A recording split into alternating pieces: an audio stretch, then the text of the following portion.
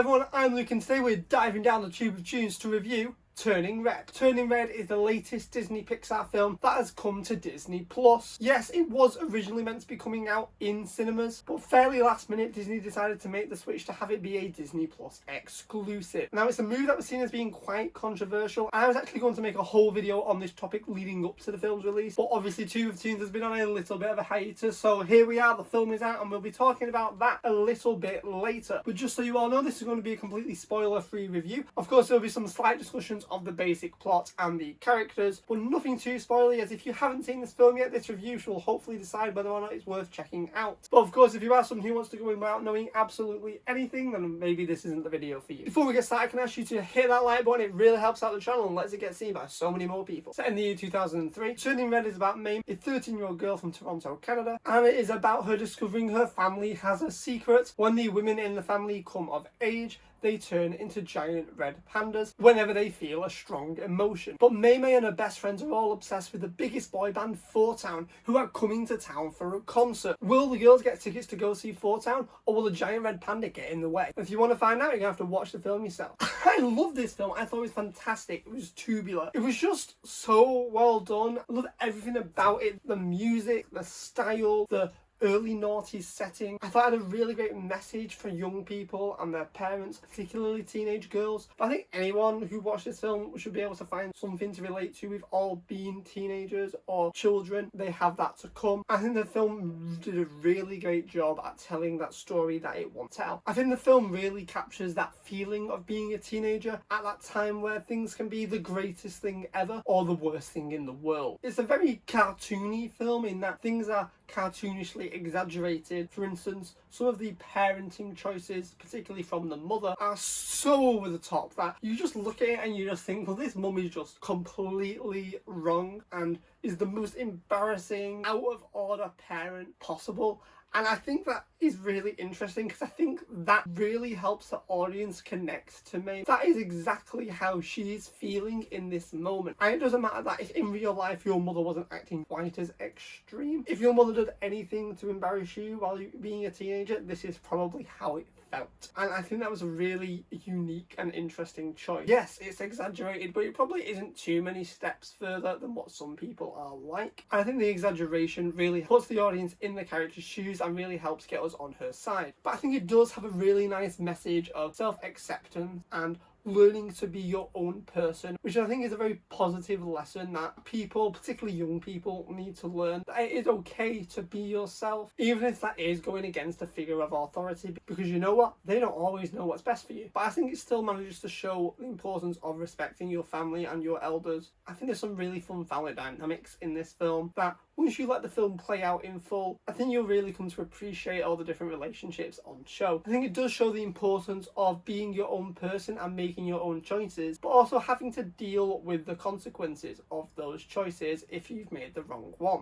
I've seen there's been a little bit of controversy that May goes against her parents' orders in this film, and you see her being a rebel and the characters praising her for that, but I don't think that's really indifferent to what we normally see in most children's films. But if you think everything the parents do in this film is reasonable, then I don't know what to tell you, because it's incredibly over the top and exaggerated. I also like how symbolic the turning into a panda is of a teenager coming of age and going through puberty. How maybe you start as one person but you come out of it as a different person, your own person. In a coming of age story, they have figured themselves out. I think that's a really interesting idea. Of course, when the panda first appears in this film, it's definitely a little analogous to a girl having their first period, but I do think it grows and becomes more than that. I suppose some people have said, yes, the film is a little predictable, but to me that never really bothers me. It's what they do with that predictable story. Do they do something as slightly more fun and interesting? It doesn't matter so much if the story itself is predictable, it's how well they tell it. And I think they told the story fantastically, in my opinion. You know, certain lines are delivered and you feel it's almost telegraphing how the finale is going to happen. But at the same time, is that also not just an example of setup and payoff? They wouldn't be able to pay it off at the end of the film if they hadn't dropped a line line earlier to set it up. Maybe didn't have to be super obvious about it, but at the same time it never hurt my enjoyment of the film, because even if you know what's going to happen, I think it was really satisfying to watch what does happen still take place. I loved the songs in this film. I've always loved that late 90s, early noughties like boy band craze with the synchronized dancing. It's always been so cool to me. I was very young during that era. I was a lot younger than me, but I do remember it and I have very fond memories of it. Things like the Backstreet Boys, NSYNC, Westlife, Boyzone, incredibly catchy songs that were fun to dance to. They were great, and it was great to see one here in Four Town. Now the songs here were written by Billie Eilish and her brother Phineas, and Phineas himself does actually voice one of the boy band members. The main singer is Jordan Fisher, who has of course worked with Disney before. Cartoon fans might know him as the voice of Seahawk in She-Ra and the Princesses of Power. He's recently been Broadway's Evan Hansen, and he's currently Impulse on The Flash. Great here. All of the boy band members are great. I've got the songs stuck in my head all the time, particularly the Never Not On My Mind song, the most catchy one. They sing it throughout the film, which I think is really clever. They play it and sing it enough times throughout the film that by the time you do get to a bigger number at the end of the film, everyone in the audience should be able to sing along. It's super catchy and it's been played that many times. It was a great song and I loved singing it along with the film, even on my first watch through. Are you into boy bands? Let me know what your favourite boy band is down below. I love the style of this film. It's so cute and adorable, and yes, of course the giant red panda is adorable. Of course it is. It's a giant red panda. This style also makes even the human characters look cute. Every little character in this film, all the little girls, the little boys, the mum, the grandma, everyone looks so adorable. This style has a perfect roundness to it. It reminds you of some sort of kawaii anime, something that's aimed at a younger audience. If you have seen Chinese cartoons, there is definitely some similarities here. May and her family are Chinese. I don't think I mentioned that earlier, and it's probably quite likely that they did take some influence from Chinese animation. The film is just adorable to look at. Everything's so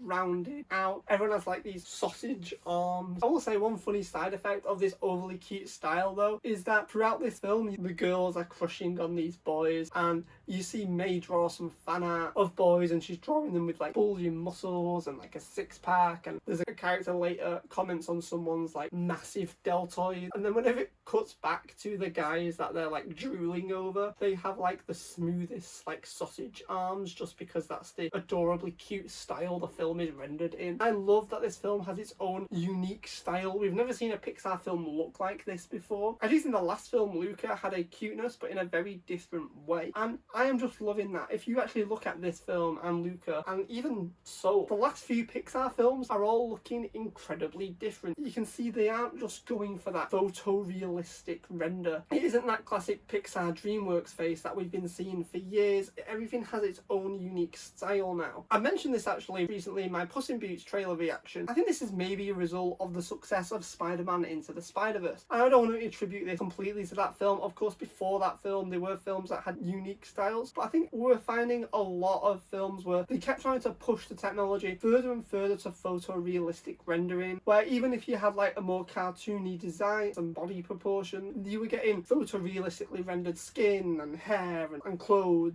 Whereas I don't think that's really what we see here. Everything has that softness and that cuteness, and I'm sure they are using some of the same cloth and hair simulators that they've used on previous films, but it doesn't feel like they've pushed it to that limit where it almost starts to look photorealistic and starts bringing us into that uncanny valley. It has its own very unique and distinct look, and I just want to say I am glad that if this is coming out of the success of Spider-Man, I'm glad that the Hollywood animation studios have learned the correct lesson. It would be so easy for people to look at a film like Spider-Verse and seeing its unique animation style that people loved and adored and just go, okay, that's what all animated films are going to look like from now on. And this doesn't look like that. It doesn't look anything like Spider-Verse, but I do think it gave studios the confidence to try something new, to go for their own style. Not everything has to look a certain way. This is animation. You can do and make it look like whatever you want. And when you look at films like this and Luca and even the new Puss in Boots, you can see that everything is having its own unique style. Spider-Verse looked like a comic book because that suited the superhero film. Puss in Boots is going to look like an illustrated children's book because that suits the fairy tale world of Puss in Boots and Shrek. This film looks like some sort of cute Chinese inspired film because it's about a 13-year-old girl who turns into a cute red panda who is Chinese. That works perfectly for this story. I think what we are seeing is just that less of that homogenization of all pieces of animation. I think Spider-Verse really captured that public zeitgeist where people even outside of the animation industry were praising the film for its look. So I've been pretty positive on this film. Are there any negatives? Well, my only true negative isn't with the film itself. It's how it was chosen to be released. So of course I mentioned at the top of the video that this film was originally meant to be coming out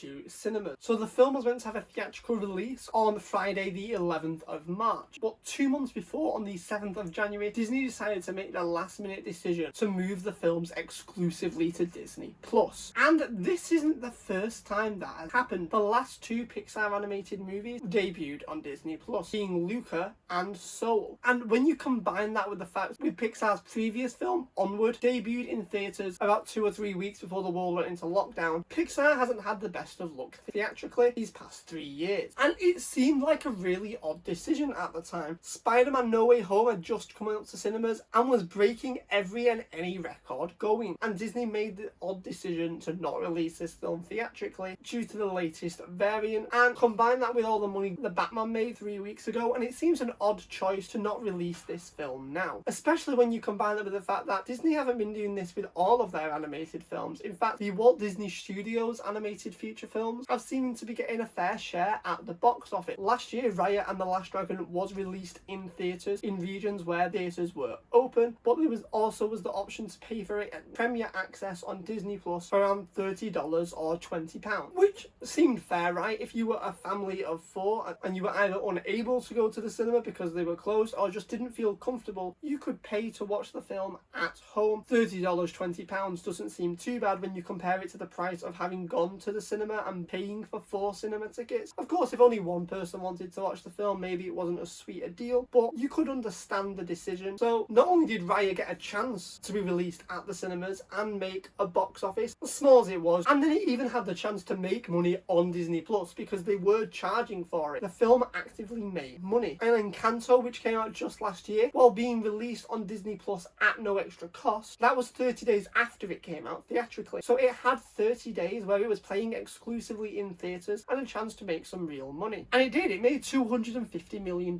worldwide. Now, maybe that isn't the best for a Disney animated film, but you've got to remember, in theatres and see it on Disney Plus 30 days later. So a lot of people, of course, opted to wait for it, and the film definitely suffered because of it, but at least the film had a chance to make some kind of money and a chance to be played in theatres before Disney decided to put it on Disney Plus at no extra cost. Whereas Soul, Luca and Turning Red have not had those chances. These films were made to be on the big screen. This is Pixar we're talking about. It is a theatrical studio. That is how these films were made to be seen. And it is a real shame that 99% of the world did not get a chance to watch these films in theatres. Now, with something like Soul, you could understand it a little bit more. It was in 2020. We were in a little bit more of the height of the pandemic. But films like Luca and especially Turning Red were being released in times when the cinemas were largely open and were beginning to make a lot of money. If you look at Sing 2, a recently released animated film that was exclusive to cinemas, that made close to $370 million worldwide. Those are not numbers to be sniffed at. And had this film had a full marketing push behind it, I honestly believed it could have made a lot of money. It's a fun, cute, energetic, super catchy film. Everything about it would have been so marketable, would have been designed to just print money for Pixar, and they just haven't had that chance. And apparently the people at Pixar are not happy about it. You know, it's really disheartening that you work on this film to go out in theatres. Not to mention that Onward didn't have enough of a chance to make much money in theatres. It was only out for about 3 weeks before theatres were shut, and even in those 3 weeks, a lot of people were already umming and ahhing on if they wanted to make unnecessary trips to the cinema. So it didn't even have a great first 3 weeks in the cinema. And then, of course, in the US at least, Disney released Onward on digital almost straight away, and like 1 or 2 weeks later on Disney Plus. It never had a chance to succeed. It never had a chance to make money even digitally, because why would you pay for it digitally if you knew it was coming out on Disney Plus? How long can these companies put in films on their streaming services and not generating direct revenue? Because at the end of the day, Turning Red wouldn't necessarily have made money for Disney Plus unless people signed up specifically to Disney Plus to watch Turning Red, you know? And there's no way to tell what they signed up for. These films are not making money when they are put straight on a streaming service. They're just not. You know, no one would have batted an eye had Disney put this film out in theatres, because that's how films are released. And it just seems odd that Disney has allowed these last 4 Pixar films to have made very little money. We don't want to get to a situation where the Disney executives can argue that the last few Disney Pixar films haven't made money, and so they're going to cut the budget on all future Pixar films. Now, of course, I don't think that's going to happen. It definitely would be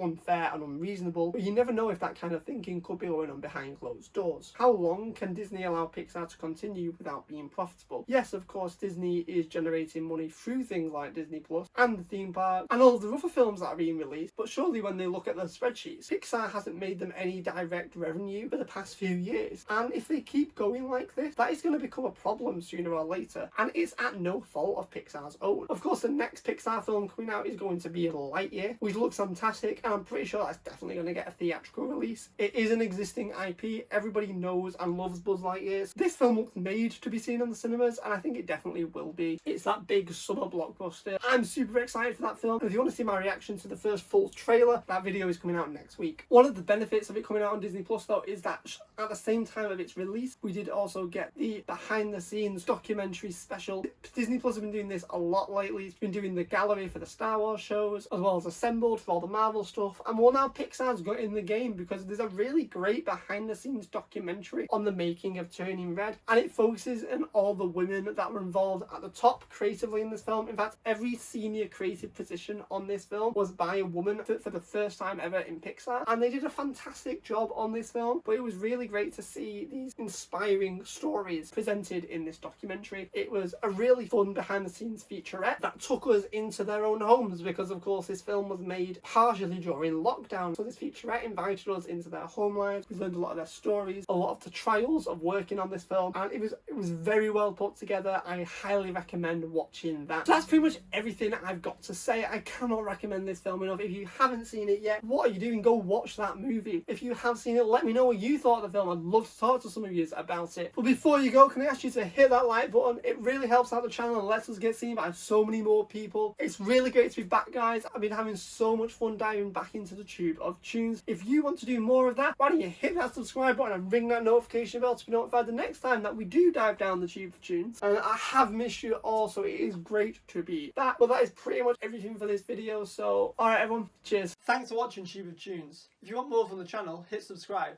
If you want to keep up to date with what's going on, follow us on our socials. Hope you liked it. Cheers.